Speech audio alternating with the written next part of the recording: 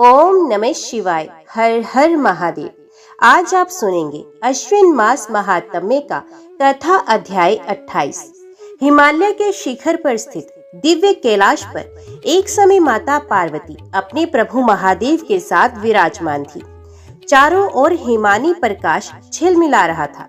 गंगा का प्रवाह महादेव के जटाजूट से प्रस्फुटित होकर त्रिलोकी को पावन कर रहा था। नंदी, भृंगी, गणेश और कार्तिकेय सहित असंख्य गण वहां उपस्थित थे। अप्सराएं गान कर रही थी, सिद्धगण स्तुति कर रहे थे और ऋषि मुनि ध्यान में लीन थे। ऐसे समय में माता पार्वती ने अपने प्रभु से प्रेम भरे स्वर में कहा, हे महादेव, आप साक्षात करुणा सागर हैं। आपके बिना इस संसार का कोई आधार नहीं।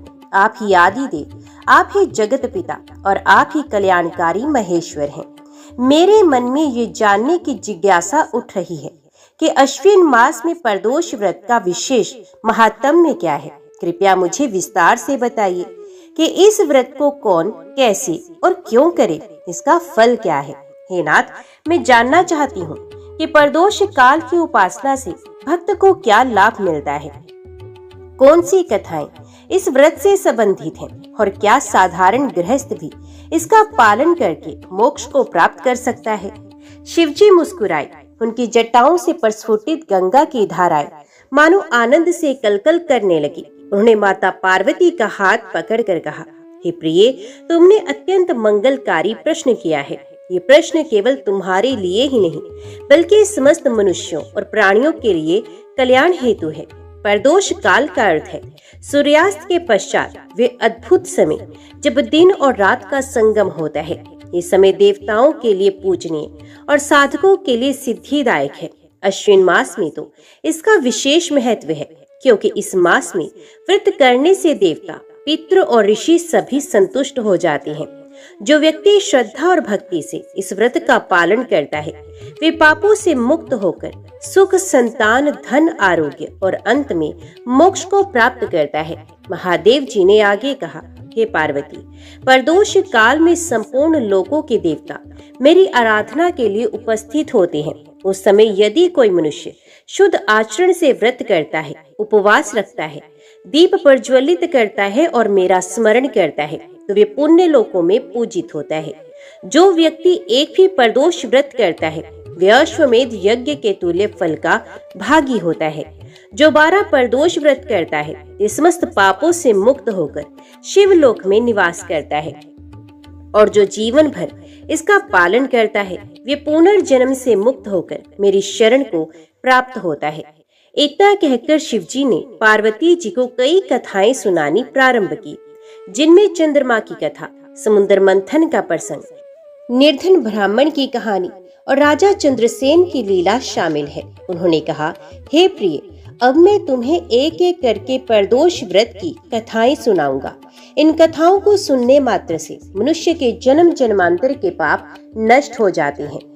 हे पार्वती, अब मैं तुम्हें चंद्रमा की प्रदोष व्रत कथा सुनाता हूँ। ये कथा केवल मनुष्यों के लिए ही नहीं बल्कि देवताओं के लिए भी आदर्श है। चंद्रमा ने प्रदोष व्रत का पालन करके अपनी जीवन की सबसे बड़ी विपत्ति से मुक्ति पाई थी। प्राचीन काल में दक्ष प्रजापति की अनेक कन्याएं थीं। उन्होंने अपनी 27 कन्याओं का विवाह चंद्रदेव से किया, परंतु चंद्रमा केवल रोहिणी से ही विशेष प्रेम करने लगे। अन्य पत्नियां उपेक्षित रहने लगी। इससे आहत होकर वे सब अपने पिता दक्ष प्रजापति के पास चले गए और अपनी व्यथा सुनाई। दक्ष क्रोधित हो गए। उन्होंने चंद्रमा को शाप दे दिया और कहा कि हे चंद्रमा, तुमने मेरी कन्याओं का अनादर किया है, अतः अब तुम क्षीण होते होते नष्ट हो जाओगे। जैसे ही शाप मिला, चंद्रमा का सौंदर्य क्षीण होने लगा। उनका शरीर क्षीण, कांतिमंद और तेजहीन हो गया। देवता चिंतित हो गए, क्योंकि चंद्रमा के बिना काल गणना, ऋतु चक्र और यज्ञ संपादन सब रुकने लगे। चंद्रदेव अत्यंत दुखी होकर देवताओं के पास पहुंचे और बोले, हे देवतागण, मैं दक्ष प्रजापति के शाप से अत्यंत पीड़ित हूँ। मेरा अस्तित्व भी समाप्त हो रहा है। कृपया मेरा उद्धार कीजिए। देवताओं ने विचार किया और कहा, हे चंद्रदेव, इस विपत्ति से मुक्ति का एक ही मार्ग है। तुम भगवान शंकर की शरण में जाओ। वे करुणा के सागर हैं और प्रदोष काल में विशेषकर प्रसन्न होते हैं। तुम प्रदोष व्रत का पालन करो, निश्चित ही महादेव तुम्हें शाप मुक्त करेंगे। चंद्रदेव ने देवताओं की आज्ञा मानकर प्रदोष काल में व्रत का पालन शुरू किया। उन्होंने उपवास रखा, बेलपत्र चढ़ाए, पंचामृत से शिवलिंग का अभिषेक किया। ओम नमः शिवाय मंत्र का जप करते हुए वे रात्रि भर जागरण करते और स्तुति करते रहे। कई दिनों तक चंद्रदेव ने प्रदोष व्रत का पालन किया। उनकी भक्ति से पूरा कैलाश गुंजायमान हो उठा। अंततः महादेव प्रकट हुए। उनके जटाओं से गंगा प्रवाहित हो रही थी और गले में सर्प शोभित था। उनका शरीर चंद्रमा के समान उज्जवल था। शिवजी ने करुणा से कहा, हे चंद्रदेव, तुम्हारी भक्ति से मैं अत्यंत प्रसन्न हूँ। मैं तुम्हें दक्ष प्रजापति के शाप से मुक्त करता हूँ। तुम पूर्णता नष्ट नहीं होगे, बल्कि अमावस्या को क्षीण होकर पुनः पूर्णिमा को पूर्ण हो जाओगे। इस प्रकार तुम सदैव लोक कल्याण में सहायक रहोगे। महादेव के वचन से चंद्रमा पुनः तेजस्वी हो गए। देवगण प्रसन्न हुए और स्तुति करने लगे। तभी से चंद्रमा घटते बढ़ते रहते हैं और लोक कल्याण करते हैं। शिवजी ने पार्वती से कहा कि हे पार्वती, देखो, ये है प्रदोष व्रत का प्रभाव। जिसने इसे किया वे देवता होकर भी शाप से मुक्त हुआ, तो साधारण मनुष्य इसका पालन करके क्यों न मुक्त हो। माता पार्वती प्रसन्न होकर बोली, हे नाथ, ये कथा अद्भुत है। इससे सिद्ध होता है कि प्रदोष व्रत केवल पाप मोचन ही नहीं, बल्कि जीवन की हर विपत्ति को हरने वाला है।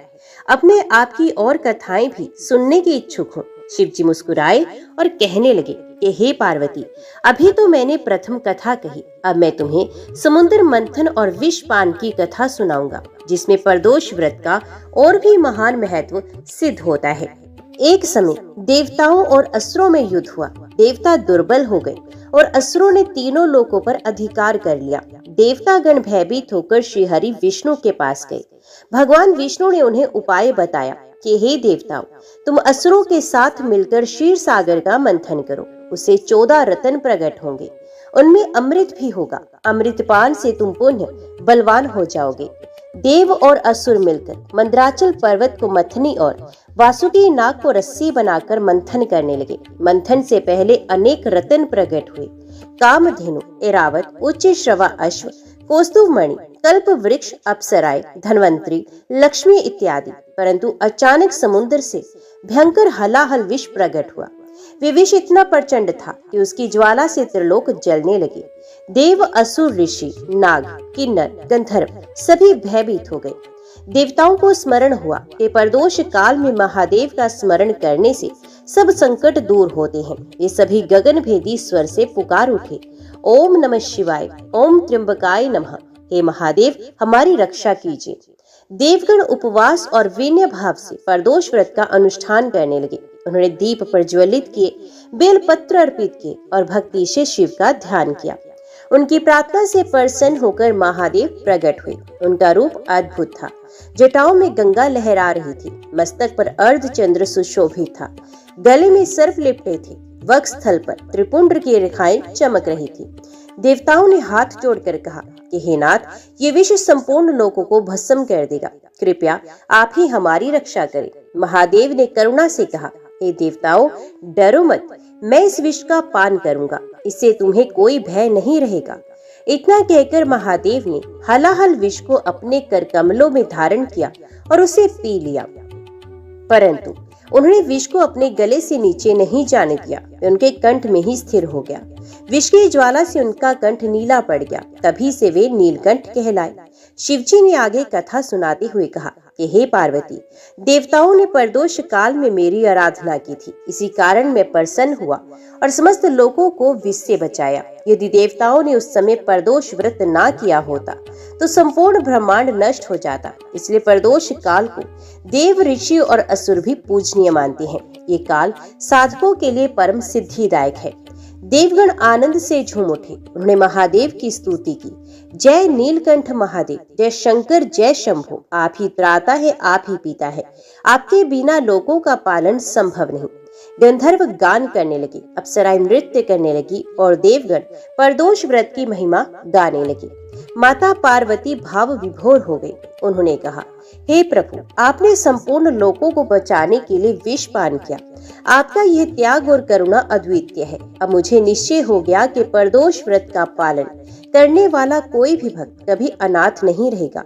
शिवजी मुस्कुराए और बोले, हे प्रिय, ये सत्य है। जो प्रदोष काल में मेरा स्मरण करता है, ये चाहे देव हो या मनुष्य, मैं उसकी रक्षा अवश्य करता हूँ। समुद्र मंथन और नीलकंठ स्वरूप की कथा सुनकर पार्वती जी का हृदय आनंद से भर गया। उन्होंने विनम्र होकर कहा, हे महेश्वर, आपकी करुणा अपरंपार है। अब मुझे वे कथा सुनाइए जिसमें कोई साधारण मनुष्य प्रदोष व्रत का पालन कर जीवन में सफल हुआ हो। ऐसी कथा से सभी गृहस्थ जन प्रेरित होंगे और व्रत का पालन करेंगे। शिवजी बोले कि हे पार्वती, अब सुनो एक निर्धन ब्राह्मण की कथा। उसने प्रदोष व्रत का पालन किया और अपने जीवन की दरिद्रता से मुक्ति पाई। उसकी भक्ति और विश्वास ने सिद्ध कर दिया कि यह व्रत केवल देवताओं के लिए नहीं बल्कि साधारण गृहस्थ के लिए भी उतना ही फलदायी है। कभी एक नगर में एक ब्राह्मण रहता था। उसका नाम सोमदत्त था। वे वेद पाठी, धर्मनिष्ठ और सत्यप्रिय था, परंतु उसके जीवन में दरिद्रता इतनी थी कि परिवार भूख से व्याकुल रहता। घर में अन्न का एक दाना भी कठिनाई से मिलता। पत्नी दिन रात चिंता में डूबी रहती। बच्चे भूखे सो जाते और वे ब्राह्मण असहाय होकर केवल भगवान को पुकारता। लोग कहते, ये ब्राह्मण पापी होगा तभी तो निर्धन है, परंतु वास्तव में वे पुण्य आत्मा था। केवल परीक्षा देने के लिए ही ऐसा हुआ था। एक दिन संध्या के समय एक वृद्ध साधु उसके दरवाजे पर आया। ये साधु तेजस्वी था। उसके मुख से ओंकार का उच्चारण हो रहा था। साधु ने कहा, वत्स, मैं कई दिनों से भूखा हूँ, मुझे थोड़ा अन्न दे। ब्राह्मण ने अपने घर में देखा तो केवल मुट्ठी भर जौ के दाने थे। पत्नी ने कहा, हे स्वामी, ये दाने हमारे बच्चों के लिए रखे थे। यदि इन्हें भी दे दोगे तो हम भूख से मर जाएंगे। परंतु ब्राह्मण ने दृढ़ स्वर में कहा, अतिथि देवो भव। भगवान की सेवा अतिथि के रूप में ही होती है। उसने वे दाने साधु को दे दिए। साधु प्रसन्न होकर बोला, वत्स, तुम्हारी दानशीलता अद्वितीय है। अब मेरी बात ध्यान से सुनो। अश्विन मास के प्रदोष काल में तुम उपवास रखो, भगवान शिव की पूजा करो और प्रदोष व्रत का पालन करो। इससे तुम्हारी दरिद्रता दूर होगी।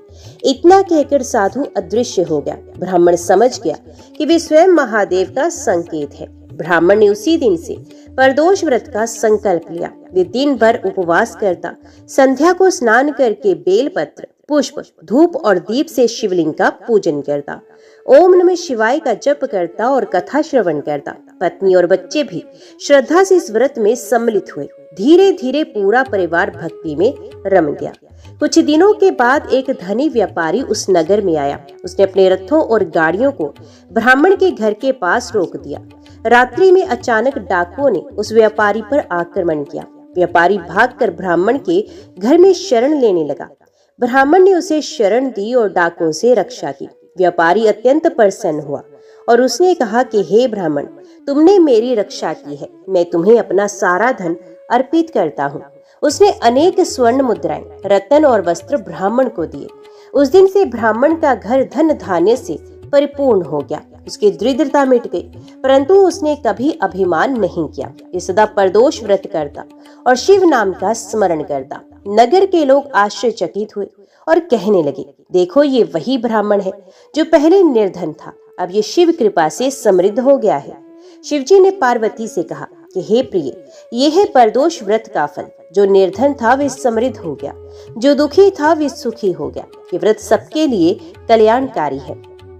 पार्वती जी प्रसन्न होकर बोली, हे नाथ, अब मुझे विश्वास हो गया कि प्रदोष व्रत साधारण गृहस्थों के लिए भी परम लाभकारी है। आपकी कृपा से कोई भी अनाथ नहीं रह सकता। हे प्रभु, आपने मुझे एक दरिद्र ब्राह्मण की कथा सुनाई जिससे ये सिद्ध हुआ कि प्रदोष व्रत साधारण जन के लिए भी कल्याणकारी है। परंतु अब मेरी जिज्ञासा है, क्या ये व्रत राजाओं और शासकों के लिए भी उतना ही प्रभावी है? क्या कोई ऐसा उदाहरण है जिसमें किसी राजा ने प्रदोष व्रत से अपने राज्य और प्रजा की रक्षा की हो? शिवजी मुस्कुराए और कहने लगे, हे पार्वती, तुम्हारा प्रश्न अत्यंत हितकारी है। अब मैं तुम्हें राजा चंद्रसेन की कथा सुनाता हूँ।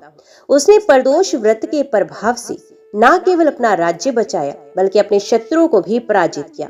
प्राचीन काल में अवंतीपुरी नामक नगरी में एक पराक्रमी राजा रहता था। उसका नाम था चंद्रसेन। वे शिव भक्त था और प्रतिदिन प्रदोष काल में भगवान शिव की आराधना करता था। उसके राज्य में समृद्धि थी, प्रजा सुखी थी और नगर में धर्म का पालन होता था। राजा चंद्रसेन स्वयं उपवास रखता, संध्या के समय शिवलिंग का पूजन करता और रात्रि भर जागरण करता। उसकी भक्ति से शिवजी अति प्रसन्न रहते थे। चंद्रसेन की ख्याति सुनकर पड़ोसी राजाओं को ईर्ष्या हुई। उन्होंने सोचा, ये चंद्रसेन अपनी शिव भक्ति से इतना शक्तिशाली हो गया है, यदि हम इसे नष्ट नहीं करेंगे तो ये संपूर्ण धरती पर शासन करेगा। अतः अनेक राजा मिलकर युद्ध की तैयारी करने लगे। उन्होंने विशाल सेना एकत्रित की और चंद्रसेन के राज्य पर आक्रमण का निश्चय किया। जब राजा चंद्रसेन को शत्रुओं के षड्यंत्र का समाचार मिला तो वे घबराया नहीं। उसने प्रदोष काल का उपवास किया, दीप जलाए, बेलपत्र चढ़ाए और महादेव की आराधना में लीन हो गया। वे करुणा भरे स्वर में प्रार्थना करने लगा, ओम नमः शिवाय। हे त्रिपुरारी, मैं आपका सेवक हूँ, मेरी प्रजा संकट में है, कृपया रक्षा कीजिए। प्रदोष व्रत की रात्रि में शिवजी राजा चंद्रसेन के स्वप्न में प्रकट हुए और उन्होंने कहा, हे वत्स, भय मत करो, मैं स्वयं तुम्हारे राज्य की रक्षा करूंगा। तुम्हारे शत्रु तुम्हें छू भी नहीं पाएंगे। तुम निश्चिंत होकर प्रदोष व्रत करते रहो।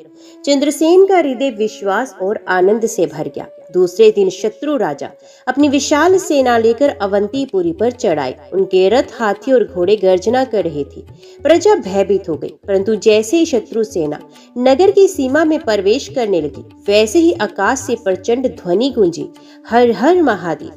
अचानक आकाश से शिव गण उतर आए। नंदी, भृंगी और असंख्य गणों ने शत्रुओं पर आक्रमण कर दिया। शिवजी ने अपने त्रिशूल से युद्ध भूमि को आलोकित कर दिया। शत्रु सेना भयभीत होकर भाग खड़ी हुई। राजा चंद्रसेन बिना युद्ध किए ही विजयी हो गए। प्रजा आनंद से झूम उठी। नगर में दीप जलाए गए, शंख और घंटे बजाए गए, सब ओर महादेव की जय का घोष हुआ।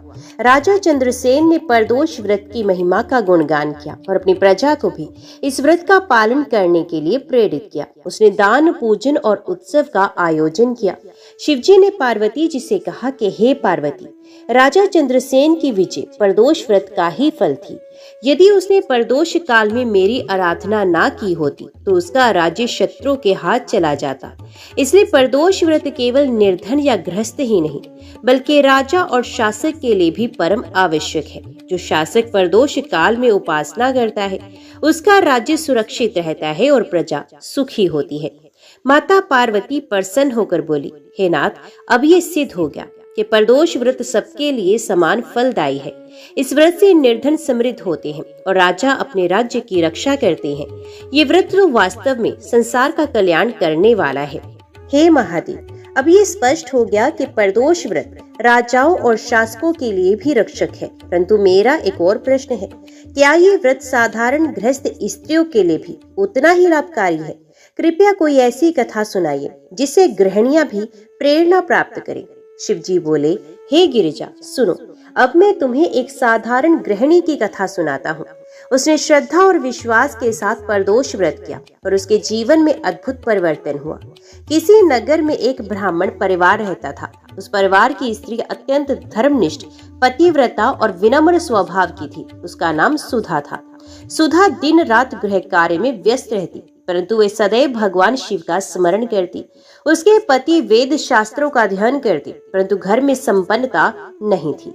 गृहिणी ने निश्चय किया कि वे प्रदोष व्रत करके अपने घर में सुख और शांति लाएगी। अश्विन मास के एक दिन उसने प्रदोष व्रत का संकल्प लिया। ये दिन भर उपवास करती, संध्या को स्नान कर स्वच्छ वस्त्र धारण करती, घर को सजाती और शिवलिंग का पूजन करती, दीप जलाकर बेलपत्र, धूप, पुष्प और जल अर्पित करती, साथ ही ओम नमः शिवाय का जप करती। पड़ोस की स्त्रियां उसकी भक्ति देखकर हंसती और कहती, अरे सुधा, तेरे घर में अन्न तक नहीं और तू उपवास करके भगवान को प्रसन्न करने चली है। शिव तो केवल धनी और बड़े लोगों की पूजा स्वीकार करते हैं, परंतु सुधा दृढ़ स्वर में कहती और दृढ़ विश्वास से कहती, भगवान केवल भक्ति देखते हैं, धन या गरीबी नहीं। यदि मेरी भावना सच्ची है तो महादेव अवश्य प्रसन्न होंगे। कई दिन बीत गए।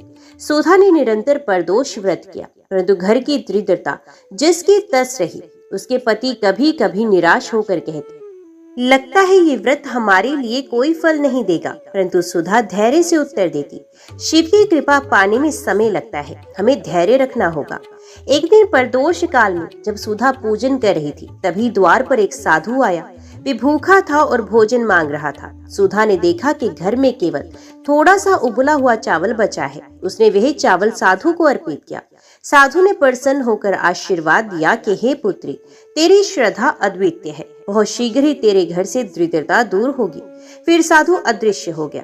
अगले ही दिन नगर का एक धनी व्यापारी बीमार पड़ गया। उसने ब्राह्मण पति को बुलाया और कहा, मैंने सुना है कि तुम शिव भक्त हो, मुझे अपने घर बुलाकर मंत्र उच्चारण और पूजन कराओ। सुधा के पति ने विधि विधान से पूजा की। व्यापारी स्वस्थ हो गया। उसने प्रसन्न होकर ब्राह्मण को धन, वस्त्र और अन्न अर्पित किया। धीरे धीरे सुधा का घर समृद्ध हो गया। अब वहाँ कभी अन्न या धन की कमी नहीं रही। जब पड़ोस की स्त्रियों ने ये देखा तो वे लज्जित होकर सुधा के पास आई और उन्होंने कहा, ए बहन, तू सचमुच पुण्यवती है, तेरी श्रद्धा ने तुझे शिव कृपा दिलाई। अब हमें भी प्रदोष व्रत करना सिखा। सुधा ने प्रसन्न होकर उन्हें प्रदोष व्रत की विधि बताई।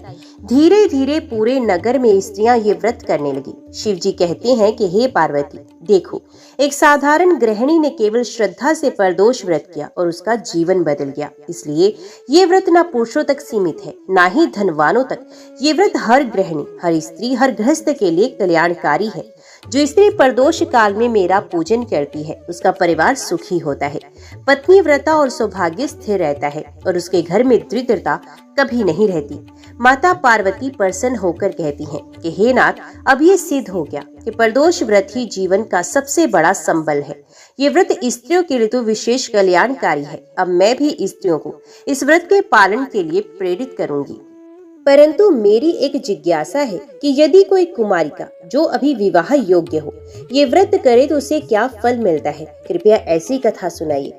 महादेव बोले कि हे पार्वती, तुम्हारा प्रश्न अत्यंत मंगलकारी है। अब मैं तुम्हें एक कुमारिका की कथा सुनाता हूँ जिसने प्रदोष व्रत करके उत्तम पति पाया और जीवन में सुख शांति प्राप्त की। एक नगर में एक निर्धन ब्राह्मण रहता था। उसकी एक कन्या थी जिसका नाम था गौरी। वे रूपवती, गुणवती और धर्मनिष्ठ थी, परंतु दरिद्रता के कारण पिता उसका विवाह योग्य वर नहीं ढूंढ पा रहे थे।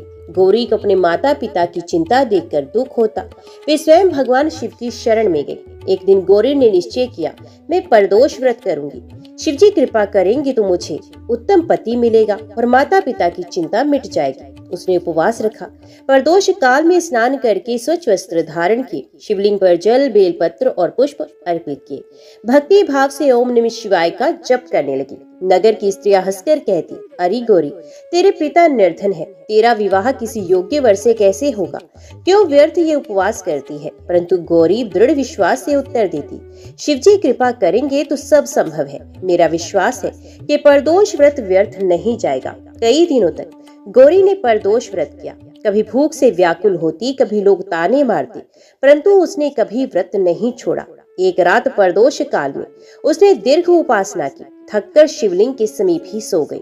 स्वप्न में उसने महादेव जी को देखा। शिव जी ने स्वप्न में कहा कि हे वत्से, तेरी भक्ति से मैं प्रसन्न हूँ। तुझे उत्तम पति मिलेगा जो धर्मनिष्ठ, विद्वान और समृद्ध होगा। तेरा जीवन सुख में होगा और तेरे माता पिता की चिंता मिट जाएगी। गौरी नींद से उठी तो उसके हृदय में आनंद और विश्वास भर गया। कुछ दिनों के बाद उस नगर में एक महान विद्वान और समृद्ध ब्राह्मण कुमार आया। ये धर्मपरायण था और उत्तम कुल का था। उसने गौरी को देखा और अपने माता पिता से कहा, मैं इसी कन्या से विवाह करूंगा। इसका तेज और पवित्रता मुझे आकर्षित करती है। दोनों परिवारों की सहमति से विवाह संपन्न हुआ। नगरवासी आश्चर्यचकित हुए। गौरी का विवाह धूमधाम से हुआ। पति धर्मपरायण और स्नेही था। गौरी अपने ससुराल में आदर और सम्मान पाकर सुखपूर्वक रहने लगी। उसके माता पिता भी निश्चिंत हो गए। नगर की स्त्रियां जो पहले उसका उपहास करती थी, अब कहने लगी, देखो, प्रदोष व्रत का अद्भुत फल। हे पार्वती, इस प्रकार प्रदोष व्रत करने वाली कुमारिका को उत्तम पति मिलता है। इसका दाम्पत्य जीवन सुखी होता है और वे सदा सौभाग्यवती रहती है। इसलिए कुमारिकाओं के लिए प्रदोष व्रत विशेष कल्याणकारी है। माता पार्वती ने हर्षित होकर कहा, हे नाथ, अब ये सिद्ध हो गया कि प्रदोष व्रत हर वर्ग, हर अवस्था के लिए उपयोगी है।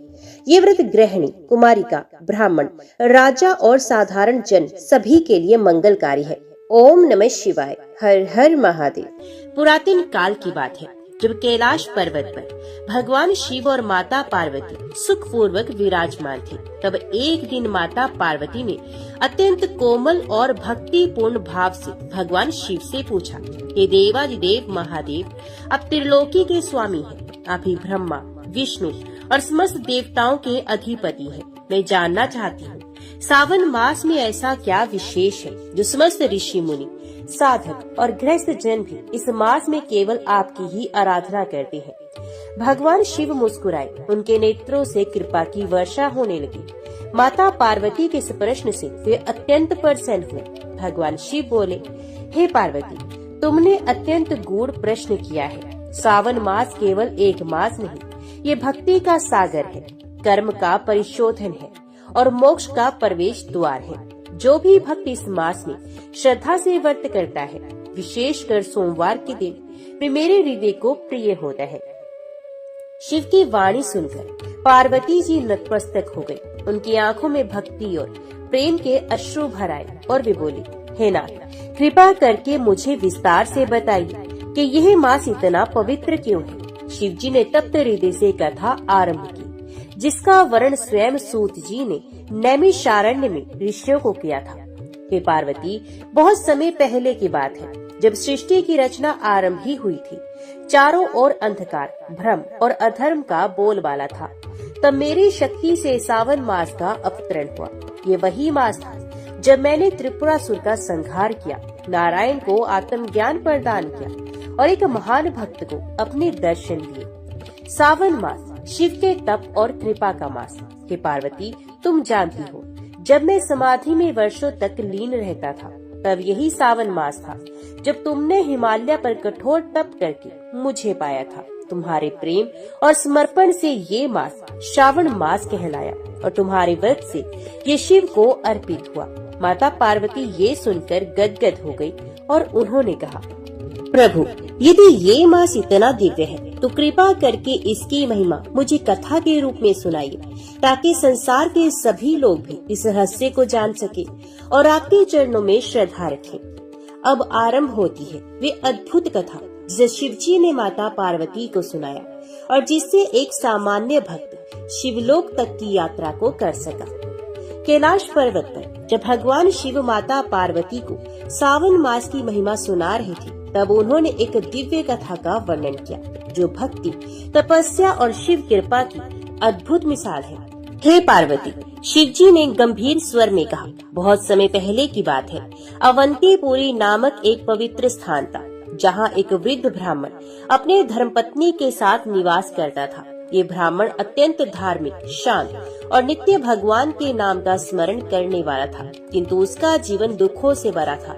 उसके कोई संतान नहीं थी, घर में दरिद्रता थी और तन मन से वे बहुत अशक्त हो चुका था, किंतु उसका विश्वास अडिग था। वे प्रतिदिन अपने मुख से उच्चारण करता, ओम नमः शिवाय, ओम नमः शिवाय।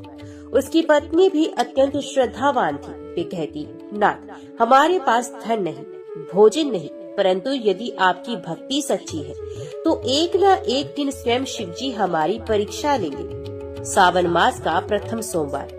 एक दिन सावन मास का प्रथम सोमवार आया। पूरा गांव व्रत और पूजन की तैयारी में था, परंतु उस वृद्ध ब्राह्मण दंपत्ति के पास तो दिया जलाने तक का तेल भी नहीं था। तभी उन्होंने हार नहीं मानी।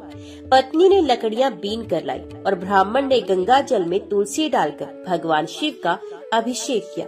उन्होंने भूखे रहकर व्रत रखा और रात्रि में शिव की कथा सुनते सुनते ही जप करते करते अर्ध चेतना में चले गए। उस रात्रि कैलाश पर विराजमान भगवान शिव माता पार्वती से बोले, हे देवी, उस वृद्ध ब्राह्मण की भक्ति ने आज हमें भी आंदोलित कर दिया है। ये भूखा है, फिर भी मेरे नाम का संकीर्तन कर रहा है। आओ हम स्वयं चले और उसके घर जाकर दर्शन दें। पार्वती जी मुस्कुराई, हे नाथ, आप तो करुणा के सागर हैं। चलिए उस सच्चे भक्त की तपस्या को पूर्ण फल दे। उसी क्षण शिव पार्वती वट वृक्ष के नीचे साधु वेश में उस ब्राह्मण के घर पहुँचे। उन्होंने द्वार खटखटाया। वृद्ध ब्राह्मण बाहर आया। उसने साधुओं को देखकर हाथ जोड़ लिए और कहा, स्वागत है महाराज, हमारे पास आपको देने को कुछ नहीं, परंतु यदि मेरी पूजा अर्पण आपको स्वीकार हो तो कृपया करें और हमें आशीर्वाद दें। शिव जी ने कहा, हे ब्राह्मण, तेरा व्रत, तेरी भक्ति और तेरा जप हमें प्रिय है। जो तुमने सावन मास के पहले सोमवार को किया है वही तो सच्ची पूजा है। ब्राह्मण कुछ समझ नहीं पाया, परंतु उसकी आंखों से अश्रुधारा बहने लगी। उसने उन साधुओं के पैर छूने चाहे, किंतु तभी तेज प्रकाश हुआ। तेज प्रकाश में साधु स्त्री का रूप शिव और पार्वती के दिव्य स्वरूप में बदल गया। वृद्ध ब्राह्मण और उसकी पत्नी भाव विभोर होकर भूमि पर गिर पड़े। उन्होंने कहा, जय शिव शंभो, जय गौरी शंकर। भगवान शिव ने कहा, हे वत्स, तुमने सावन मास की सच्ची तपस्या की है। मैं तुम्हारी दरिद्रता हरता हूँ। तुम्हें संतान भी होगी और जीवन में सुख शांति भी मिलेगी। मेरी कृपा सदा तुम पर बनी रहेगी। माता पार्वती ने वृद्धा को आशीर्वाद दिया और कहा, हे सौभाग्यवती, तुम अगले जन्म में पार्वती व्रत कथा की प्रेरणा स्रोत बनोगी। तुम्हारी वाणी से अनेक स्त्रियां धर्म मार्ग पर चलेंगी। उसी क्षण से वृद्ध ब्राह्मण के जीवन में चमत्कार होने लगे। उनके खेतों में हरियाली आ गई। अगली पूर्णिमा को उन्हें पुत्र रत्न की प्राप्ति हुई। उनका नाम पूरे नगर में शिव भक्त ब्राह्मण के रूप में प्रसिद्ध हो गया। कैलाश पर कथा समाप्त करते हुए शिव जी बोले, हे पार्वती, ये वही मास है जिसमें एक निर्धन भक्त को मैंने समृद्धि दी, एक वृद्धा को मात्र तप दिया और उनकी भक्ति को अमर कर दिया। इसलिए सावन मास मोक्ष का मास, कृपा का मास और शिव स्मरण का विशेष काल है।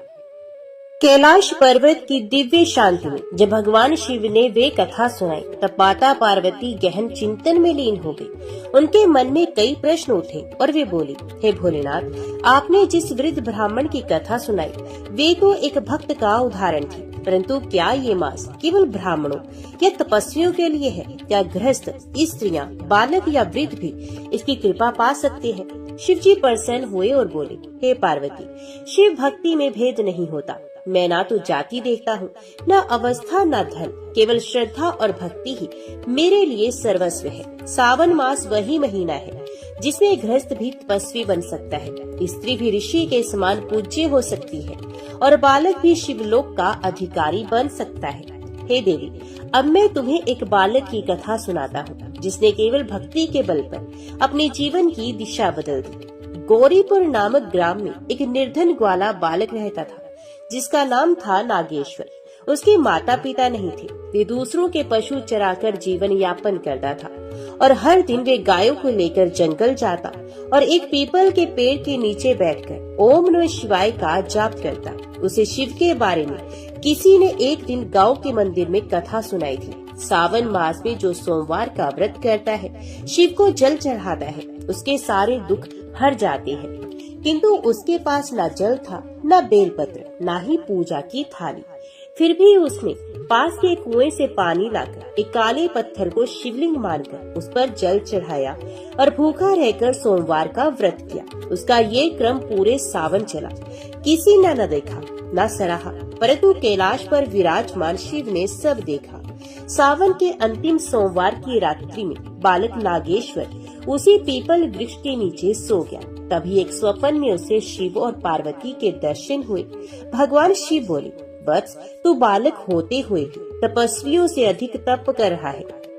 मैं तुझसे प्रसन्न हूँ। मांग, क्या चाहता है? बालक बोला, प्रभु, मुझे केवल इतना आशीर्वाद दीजिए कि मैं जीवन भर आपका नाम जपता रहूं और कोई बालक भूखा ना सोए। शिव पार्वती भाव विभोर हो गई। पार्वती बोली, हे नाथ, ये बालक तो स्वयं शिव तप का अंश है। इसकी सेवा से हजारों का उद्धार होगा। तत्पश्चात शिव जी ने उसे आशीर्वाद दिया, तू बड़े होकर नागेश्वर सन्यासी कहलाएगा। तेरे नाम से एक शिव मंदिर बनेगा जहाँ हर सोमवार हजारों लोग जल चढ़ाएंगे। और ऐसा ही हुआ। ये बालक बड़ा होकर नागेश्वर नाथ बना और उसकी कथा आज भी सावन मास में हर गांव में गाई जाती है। अब शिव जी माता पार्वती से बोले, हे पार्वती, सावन मास में सोमवार का व्रत करने से मनुष्य के सभी दोष नष्ट हो जाते हैं। यदि कोई केवल बेलपत्र चढ़ा दे श्रद्धा से, यदि कोई केवल जल ही चढ़ा दे या केवल शिव नाम जप ले, वे भी मेरी कृपा का पात्र बन जाता है। प्रति सोमवार व्रत करे, दिन भर फलाहार से रहे, जल और बेल पत्र से अभिषेक करें। ओम नमः शिवाय का जाप कम से कम 108 बार करें। शिव पुराण की कथा सुने या सुनाएं। दान, सेवा और क्षमा का पालन करें। अंत में पार्वती जी ने कहा, हे प्रभु, आपकी कृपा से ये ज्ञान मुझे प्राप्त हुआ। मैं चाहती हूँ कि ये कथा सारे लोकों में फैले ताकि हर जीव सावन मास में आपका स्मरण करे। शिव मुस्कुराए और बोले, हे देवी, तुम्हारी इच्छा ये कथा सूत जी के मुख से नैमिषारण्य में ऋषियों को सुनाई जाएगी और कलयुग में ये कथा हर भक्तों के मन को भी शिव में करेगी। ओम नमः शिवाय। हर हर महादेव। शिव महापुराण के इस अध्याय में सूत जी मुनि ने नैमिषारण्य में स्थित ऋषियों से कहा, हे मुनि श्रेष्ठों, जब पवित्र सावन मास आरंभ हुआ और उसके पहले सोमवार का दिन आया, तब श्रीधर नामक वे ब्राह्मण, जो निर्धनता, अपमान और दुख से पीड़ित था, उसने संकल्प लिया कि हे शिव शंभु, इस सावन में मैं प्रतिदिन केवल एक समय फलाहार करूंगा और सोमवार को निर्जल व्रत रखकर आपको बेलपत्र, दूध और गंगा जल अर्पित करूंगा। वे श्रीधर भूखा प्यासा रहकर नदी किनारे जाकर तपस्या करने लगा। उसकी आंखों से आंसू बहते और हृदय से शिव का नाम उच्चारण होता। ओम नमः शिवाय, ओम नमः शिवाय। उसी समय कैलाश पर्वत पर विराजमान भगवान शिव ने पार्वती से कहा, देवी देखो, धरती पर मेरे एक प्रिय भक्त पर कितने कष्ट आ पड़े हैं। सावन मास में यह व्रत और उपवास करके भी अन्न के एक दाने को तरस रहा है। माता पार्वती की आंखें भर आई। उन्होंने करुणा से कहा, नाथ, जिस भक्त ने आपके नाम पर अपना जीवन अर्पण कर दिया है, उसकी रक्षा करना आपका धर्म है। कृपया उस ब्राह्मण पर कृपा कीजिए। शिवजी मुस्कुराए। उन्होंने अपने त्रिनेत्र से धरती की ओर देखा और उसी क्षण कैलाश से एक दिव्य रश्मि निकली। वे दिव्य रश्मि सीधी श्रीधर के मस्तक पर पड़ी। उसकी सारी थकान दूर हो गई। उसके शरीर से तेज निकलने लगा और वे समाधि में चला गया। उसी समय गांव के समीप एक सुंदर हवन कुंड प्रकट हुआ और वहां से स्वर्ण मुद्रा, अन्न, वस्त्र और वे सुंदर ग्रह प्रकट हो गए। सभी ग्रामवासी चकित हो गए। ये क्या चमत्कार हुआ। कल तक जो श्रीधर रोटी को तरसता था, आज उसके पास वैभव, शांति और दिव्यता है। तब श्रीधर ने मुस्कुराकर सबको बताया, ये कोई चमत्कार नहीं, ये तो केवल सावन मास में भोलेनाथ की कृपा है। इस मास में जो भक्ति और विश्वास से भगवान शिव का व्रत करता है, उसके जीवन में कभी अंधकार नहीं रहता। माता पार्वती आकाश से प्रकट होकर बोली, जो मेरी और शिव की भक्ति करता है, उस पर हमारी कृपा अनंत होती है।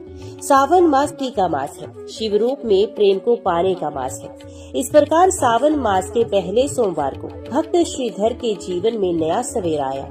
उसकी तपस्या, विश्वास और शिव पार्वती की कृपा ने पूरे गांव को शिव भक्ति की ओर प्रेरित किया। नैमिषारण्य तीर्थ में व्याप्त पुण्य वातावरण में शौनकादि ऋषि सूत जी से पूछते हैं, हे पुण्य श्लोक सूत जी, आपने सावन मास की महिमा तो कही, पर बताइए कि उस मास में कौन सा भक्त ऐसा था जिस पर स्वयं शिव और पार्वती कृपा करके प्रकट हुए। कृपया करके उस चरम भक्ति की कथा कही। सूत जी बोले, हे ऋषियों, अब मैं उस पुण्य कथा को कहता हूँ जो हर श्रवण कर्ता को भव सागर से पार करती है। ये कथा एक ऐसे भक्त की है जो निर्धन होते हुए भी परम श्रद्धालु था। उसका नाम था श्रीधर। एक छोटा सा ग्राम था कैलाशपुर, जहाँ भगवान शिव की एक प्राचीन और खंडित शिवलिंग थी। वहीं रहता था श्रीधर, एक निर्धन ब्राह्मण। उसका जीवन अत्यंत कष्ट में था। उसका तन झुर्रीदार, वसन फटे पुराने और घर कच्ची मिट्टी का, किंतु हृदय पूर्ण भक्ति भाव से परिपूर्ण। वे प्रतिदिन प्रातः काल उठकर गंगा जल लाता, शिवलिंग को स्नान कराता, बेलपत्र अर्पित करता और ओम नमः शिवाय का जाप करता। उसकी यही तपस्या सावन मास में और तीव्र हो जाती। सावन की बारिश में भी बिना किसी आच्छादन के वे शिव मंदिर में बैठकर निर्जल व्रत करता और कहता, हे शिव, मैं निर्धन हूँ, परंतु तुम्हारे नाम में सब कुछ है। मुझे धन नहीं, बस तुम्हारा सानिध्य चाहिए। एक दिन कैलाश पर्वत पर माता पार्वती भगवान शिव से कहने लगी, हे नाथ, ये श्रीधर तुम्हारा नाम जपते जपते कंकाल बन गया है। वर्षा, धूप, भूख किसी से नहीं डरता, क्या आप इस पर करुणा नहीं करेंगे। भगवान शिव मुस्कुराए और कहने लगे, हे उमा, जो भक्त सावन मास में बिना किसी स्वार्थ के मेरा नाम जपता है, उस पर मेरी दृष्टि सदा रहती है। समय आने पर मैं स्वयं उसकी परीक्षा लूंगा और कृपा भी करूंगा। माता बोली, तो क्या वे समय अभी नहीं आया? क्या उसकी भक्ति अपूर्ण है? भोलेनाथ ने उत्तर दिया, हे गिरिजे, उसकी भक्ति पूर्ण है, अब उसकी तपस्या का फल देने का समय आ गया है। एक दिन श्रीधर ने अन्न जल त्याग कर संकल्प लिया, जब तक भोलेनाथ स्वयं प्रकट नहीं होंगे तब तक मैं अन्न ग्रहण नहीं करूंगा। इस बार सावन मास की पहली सोमवार था। श्रीधर मंदिर में बैठ गया, दिन भर हर हर महादेव की ध्वनि करता रहा। गांव वाले हंसते, देखो फिर से पागल हो गया, शिव आएंगे इसके लिए, ये सब ढोंग है। किंतु श्रीधर का मन ना डिगा। वे ना भूखा होने की चिंता करता, ना व्यंग से विचलित होता। तीसरे सोमवार की रात जब श्रीधर की चेतना मंद पड़ने लगी, तभी शिवलिंग से प्रकाश की तीव्र लहरें निकलने लगी। पूरा मंदिर उज्जास से भर गया। श्रीधर ने आँख खोली तो सामने स्वयं भगवान शिव और माता पार्वती खड़े थे। शिव जटाजूटधारी, नीलकंठ त्रिनेत्रधारी और पार्वती अति शोभा से युक्त, सौम्य, करुणामयी। श्रीधर ने आंखों से अश्रुधारा बहाते हुए कहा, प्रभु, क्या मैं स्वप्न देख रहा हूँ? भगवान शिव बोले, वत्स, ये स्वप्न नहीं सकते हैं। तेरी निष्काम भक्ति ने हमें बाध्य कर दिया, मांग जो चाहे मांग। श्रीधर ने हाथ जोड़कर कहा, मुझे कुछ नहीं चाहिए प्रभु, बस अगले जन्म में भी आपका भक्त बनूं और आपकी कृपा बनी रहे। माता पार्वती भाव विभोर होकर बोली, हे नाथ, ऐसा भक्त पृथ्वी पर दुर्लभ है, इसे कभी दुख ना देना। शिव बोले, तथास्तु। और उसी क्षण श्रीधर का शरीर तेजस्वी हो गया। उसकी झोपड़ी सुंदर कुटिया बन गई और गांव वाले जो उपहास करते थे सब दंडवत करने लगे। सूत जी बोले, हे मुनियों, ये कथा केवल श्रीधर की नहीं, हर उस भक्त की है जो सावन मास में निष्काम भक्ति करता है। श्री पार्वती की कृपा अटल है, वे कभी सच्चे भक्त को नहीं छोड़ती। इसलिए कहा गया है, जो सावन में शिव की आराधना करता है वे निश्चित रूप से मोक्ष को पा लेता है। ओम नमः शिवाय। सावन मास की पवित्र कथा का श्रवण करने मात्र से ही पुण्य फल प्राप्त होता है। जिसने शिव को अपनाया उसके जीवन में कभी अभाव नहीं रहा। शिवलोक में पार्वती माता ने पूछा, हे प्राणनाथ, सावन के मास में जब एक सामान्य गृहस्थ इस कठिन तप में लीन होता है तो क्या सच में आप स्वयं प्रकट होते हैं? महादेव मंद मुस्कुराए और बोले, उमा, सावन वह मास है जब मेरे हृदय का द्वार समस्त प्राणियों के लिए खुला रहता है। जो भी इस मास में श्रद्धा और विश्वास से जल चढ़ाता है, ये मेरे आत्मा का अंश बन जाता है। धरती पर उस समय श्रीधर विप्र के जीवन में अंधकार छाया हुआ था। उसके घर में अन्न नहीं, शरीर में बल नहीं, फिर भी उसने शिव नाम के जाप को नहीं छोड़ा। वे प्रतिदिन भोर में उठकर शिवलिंग पर गंगा जल चढ़ाता, गायत्री मंत्र का उच्चारण करता और आंसुओं से शिव को पुकारता, हे भोलेनाथ, मेरी विपदा हर लो। इस सावन में मुझे अपनी कृपा का एक संकेत दे दो। पार्वती माता का हृदय द्रवित हो गया। उन्होंने शिव से कहा, नाथ, ये तो सच्चा भक्त है, इसका रोम रोम आपको पुकार रहा है। यदि आप अब भी इसे नहीं दर्शन देंगे तो जीवन त्याग देगा। तब भगवान शिव प्रकट हुए और उन्होंने कहा, सावन की एक अंधेरी रात्रि में शिवलिंग से दिव्य प्रकाश निकला। श्रीधर ने आंखें खोली और सामने देखा, त्रिनेत्रधारी शिव मुस्कुरा रहे हैं। महादेव बोले, बस तेरी तपस्या सफल हुई, तूने सावन में मेरे नाम का ध्यान किया, इसलिए मैं स्वयं आया हूँ। माँ पार्वती भी तेरे भीतर की भक्ति से प्रसन्न है। श्रीधर फूट फूट कर रो पड़ा और कहने लगा, हे शंकर, अब जीवन का कोई दुख शेष नहीं रहा। आपकी एक झलक ने मेरी पीड़ा को हर लिया है। भगवान शिव ने श्रीधर को वरदान दिया, तेरा वंश बढ़ेगा, अन्नपूर्णा तुझे कभी नहीं छोड़ेंगी और तू जहाँ रहेगा वहाँ मेरा आशीर्वाद बना रहेगा। इस सावन मास में जो भी तेरी कथा सुनेगा उस पर मेरी कृपा बरसेगी। अचानक गांव में सब कुछ बदल गया। सूखा मिट गया, फसलें लहलहाने लगी। ग्रामवासी श्रीधर की ओर देखने लगे जैसे किसी संत का जन्म हुआ हो। जो श्रवण करे सावन की ये कथा, उसका जीवन बने सुख में व पवित्र। शिव पार्वती की छाया में वे सदा सुरक्षित रहे। शिवलोक में माता पार्वती ने मंद स्वर में कहा, हे नाथ, आपने श्रीधर को कृपा की, पर क्या ये पर्याप्त है? क्या शेष ग्रामवासियों को आपकी महिमा का अनुभव नहीं होना चाहिए? महादेव बोले, उमा, जब कोई भक्त स्वयं को दूसरों के कल्याण में अर्पित कर देता है तभी वे सच्चा साधक कहलाता है। अब श्रीधर को मेरा ये दायित्व देना होगा कि वे मेरी कथा और व्रत विधियां जन जन तक पहुंचाएं। धरती पर श्रीधर जागा। अब वे साधारण गृहस्थ नहीं, शिव को आज्ञा प्राप्त सेवक बन चुका था। उसने गांव में सभी को एकत्रित किया और बोला, सावन मास शिव को अति प्रिय है। जो इस मास में एक बेलपत्र चढ़ाता है, एक लोटा जल अर्पित करता है और सच्चे मन से शिव का नाम लेता है, उनके समस्त पाप कट जाते हैं।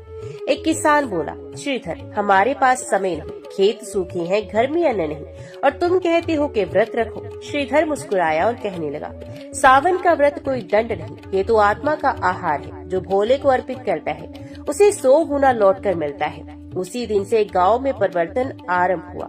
लोगों ने शिवलिंग की स्थापना की। हर घर में सुबह सुबह ओम नमः शिवाय का उच्चारण होने लगा। बच्चे बेलपत्र चुनकर लाते, माताएं जल भरकर शिवालय ले जाती। पार्वती माता प्रसन्न हो गई। उन्होंने शिव से कहा, हे नाथ, इस गांव में अब श्रद्धा की गंगा बह रही है, क्या आप इसे आशीर्वाद नहीं देंगे? शिव ने त्रिनेत्र से गांव की ओर देखा। अचानक तेज वर्षा प्रारंभ हुई। सूखी भूमि में हरियाली छा गई, तालाब भर गए, खेतों में अंकुर फूटे। गांव वालों ने देखा, शिवलिंग से प्रकाश निकल रहा था। एक आकाशवाणी हुई, जो भी इस गांव की कथा सुनेगा, सावन में शिव का व्रत करेगा, उसके समस्त कलेश मिट जाएंगे। उस दिन से श्रीधरपुर नाम से यह ग्राम प्रसिद्ध हो गया। जो कभी निर्धन था, अब आध्यात्मिक समृद्धि का केंद्र बन गया। सावन का मास शिव का आवाहन है, पार्वती की करुणा का वरदान है। जो इस मास में श्रद्धा से व्रत रखे, उस पर त्रिलोकीनाथ महादेव की कृपा सदा बनी रहती है।